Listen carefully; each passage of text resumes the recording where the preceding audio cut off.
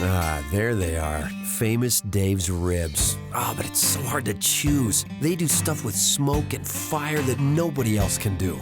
This is some award-winning barbecue. Famous Dave's. I think the next time I go there is gonna be now.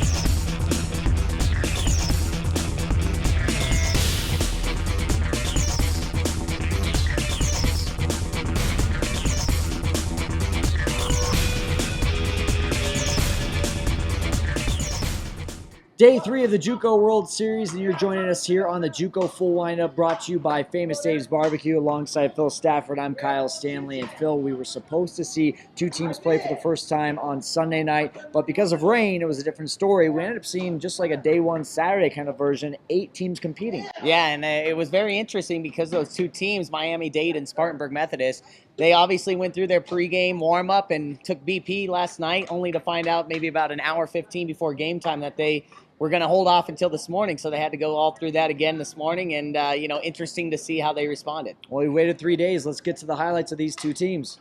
After a long night for both these teams, they finally got to see the field. Coach Danny Price said he had trouble sleeping last night thinking about Monday's game.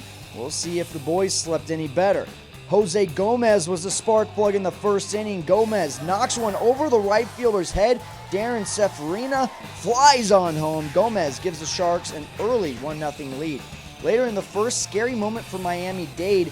Catcher Mario Amaral gets plunked in the left hand. Looks like it may have caused some serious damage, but he stays in the game. In his next at-bat, he proves that his hand is just fine. But anything you can do, I can do better. Zach Shields with the great grab robs Amaral of extras, but bangs his head in the process. Wind may have kept that one in the park.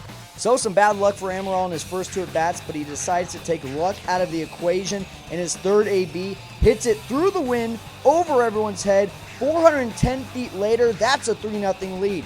Sixth inning, the Pioneers start to claw back in. David Palenzuela looks like he robs Colin Stagel of a hit, but throws it away. In comes Spartanburg's second run to make it a 3-2 game.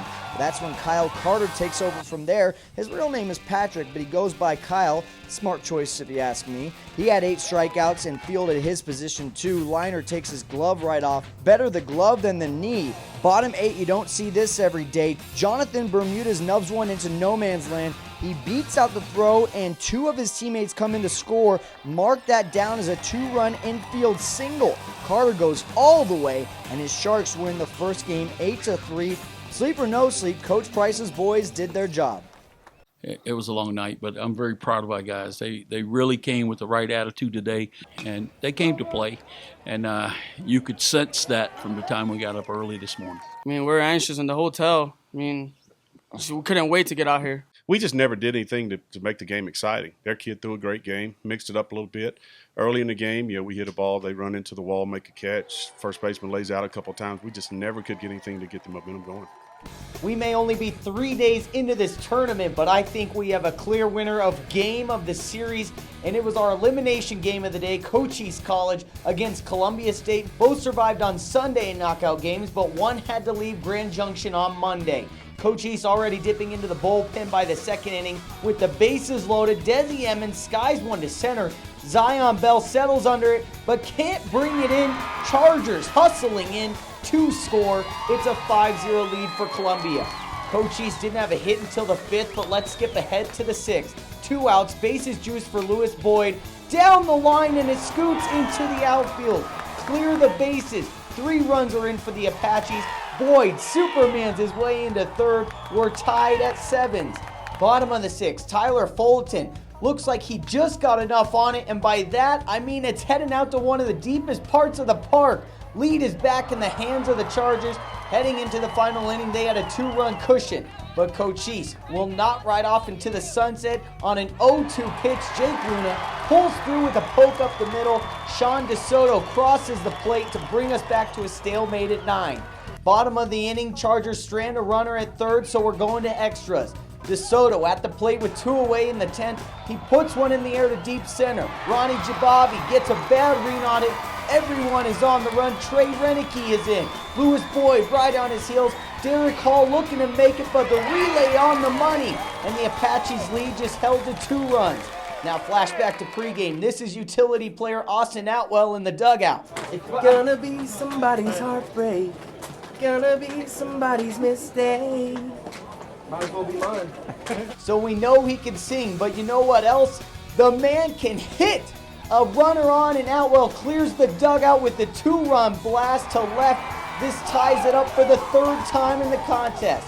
We're still tied as we head to the 12th when Riley Delgado calls for flight attendants to take their seats. This outbound flight is taken off. The Chargers fight off the Apaches to keep their World Series alive. Unbelievable finish. Delgado and Outwell talk about their homers after the win. I knew he was leaving some curveballs up, and I was looking for a pitch up that I can drive, and I just got that pitch and capitalized on it. I blacked out. I honestly don't even remember. Like, I was so hyped. It was awesome. I'm proud of them. They did themselves proud. They did the program proud, and that's all you can ask. You know, at the end of the day, someone's got to lose. One team walks out of here with a bigger trophy, and you know, it's a great experience. I can't say enough about Todd's bunch, though. It was the greatest game probably I may ever be involved in. I said, hey, let's give them something to remember, and I didn't know it was going to be a 4-hour, 15-minute game. And it's our first winners bracket game of the tournament. Blinn and Chattahoochee Valley both had a day to rest, and one is walking away from this game as the first team to have a 2-0 record. Hey, let me get a bird on 3, 1, 2, 3. Third inning, this man has been clutch so far. Cam Sperry with the liner to right. That's the equalizer. It's 2-2. Dylan Lee started to settle into his role in the middle innings for Chattahoochee. He had 6 strikeouts in this one, but his counterpart was just as good. Christian Timms went 6+ and gave up 2 runs on 11 hits, stranded a lot. 6th inning, we're still tied. Reed Robinson, hot shot to Trevor Kaiboom, bangs off his foot, and that results in a 2-run error and a Blinn 4-2 lead. Very scary moment in the 7th. Ground ball goes to Pirates second baseman Kendall Ford. Tough hop and an awkward reaction, and Ford goes straight to the ground. He has to be helped off the field by Coach Adam Thomas. A picture speaks louder than words. Class move there by Coach Thomas. Things go from bad to worse for the Pirates. James Duvall, RBI single to center, brings home the 5th run. Then Colin Josriak rips another run-scoring single into left. And this one comes to an end in the 8th inning. The Bucks shipwreck the Pirates 10-2. You know, I mean, it just happened. You know, I hate it for Dylan. You know, I hate it for those boys down there, man. They're just great kids. I love them to death. I hate that happen. But you know what? We get to play baseball tomorrow. I don't think they're going to send us home just yet. From the beginning, we had great leadership from our sophomores. In conference play, our sophomores really led the team in hitting. They carried us. And I think our freshmen have finally come along and pick up their part, and it's finally starting to come together for us. 4th and final game of this extended version of Memorial Day Monday here at the World Series. Winners bracket game between Midland College and Iowa Western. Last time the Reavers donned these camo jerseys, they were hoisting the national title in 2012. Special moment before first pitch with the ceremony of releasing the Doves. Jason McMurray added his own edition of releasing the Doves. McMurray spanks the 1-0 offering from Jaden Odell. His first hit of the tournament will also ring in his first RBI of the series. The Reavers jump out to a 3-0 lead. Just 1 run would be sufficient the way that Eric Swanson was pitching. The Chaparrals never seemed to get a good feel on him. They only had 1 runner reach third base in the entire evening. Iowa Western's offense continued to produce with 3 runs in each of the first 2 innings.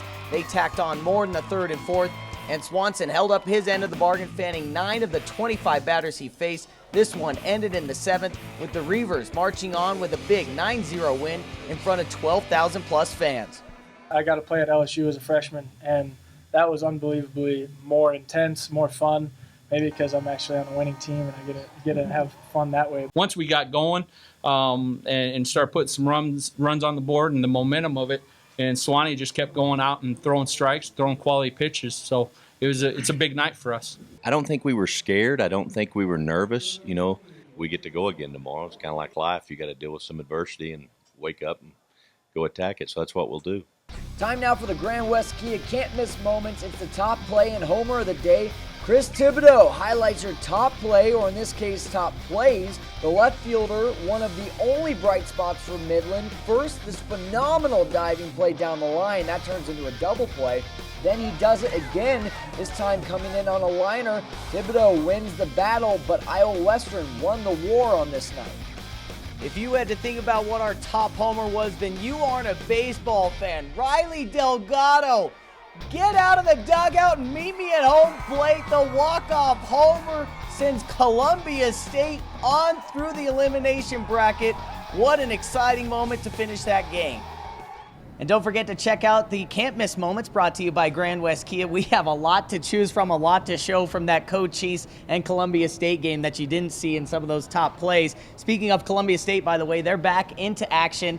The afternoon game, they'll be taking on Midland College. In the morning game, that one should be a lot of fun. Also an elimination game between Spartanburg Methodist and Chattahoochee Valley. And then that night, it's going to be Blinn and Miami-Dade in the winner's bracket. Winner of that will go on to take on Iowa Western, who is 2-0 right now. Make sure to keep up with us on updates at JUCOGJ.org for all your video highlights. Plus, make sure to follow us on Twitter as well. We failed to mention that a couple times, at Real Recruits and also at JUCO World Series. For Phil Stafford, I'm Kyle Stanley. This has been day 3 of the JUCO World Series on the JUCO Full Windup, brought to you by Famous Dave's Barbecue.